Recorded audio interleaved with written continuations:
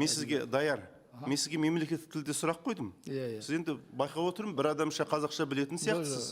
Тіліңіз сынған қазақсыз ғой. Сондықтан да рұқсат болса, жауап мен беріңіз. орыс тілінде жауап Неге? беремін. Себебі қандай? Себебі маған орыс тілінде ыңғайлы. Ыңғайлы деген болмайды. Сіз біріншіден мемлекеттік қызметкерсіз. Ал мемлекетті құрметтеу, ол мемлекеттік тілде сөйлеуден басталады. Сізге мен қазақ тілінің деңгейі керек па? Әлде жауап керек па? Маңызды. Маңызды. Құрметті әріптестер, оны дискуссияға айналдырмаңыз, бәрі де маңызды. Мәселе қаралып жатқан мәселе, сіз тырысып көріңіз. Енді әңгіме ол Әлекең сізге оны сөгіп айтып жатқан жоқ. Сізге жан ашып айтып жатыр. Сондықтан соны қабыл алып, сабырлықпен тырысып көріңіз. Бастаңыз, ортасын терминдар болса, басқа тілде айтыңыз.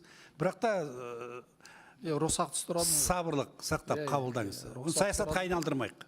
Или рұқсат жоқ па не? Тырысып көріңіз.